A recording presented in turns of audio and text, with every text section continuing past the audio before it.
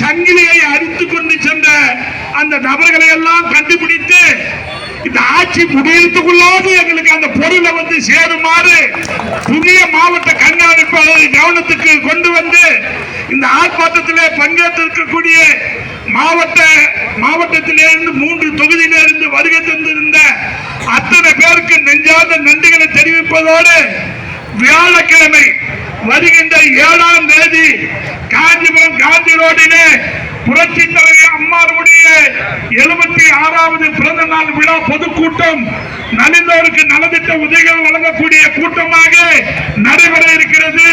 அதிலே நம்முடைய சட்டப்பேரவையினுடைய எதிர்கட்சியினுடைய துணைத் தலைவர், மாநில அம்மா பேரவையினுடைய செயலாளர், சட்டமன்ற உறுப்பினர் மரியாதைக்குரிய அருமையன் RP உதயகுமார் அவர்கள் பங்கேற்க இருக்கிறார்கள்.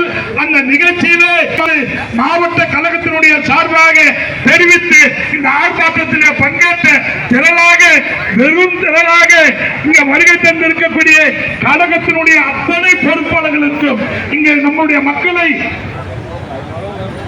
அழைத்து வருவதற்கு உறுதுணையாக இருந்த அத்தனை பொறுப்பாளர்களுக்கும் நெஞ்சார்ந்த நன்றியினை சொல்லி விடைபெற்றுக் கொள்கிறோம். நன்றி, வணக்கம்.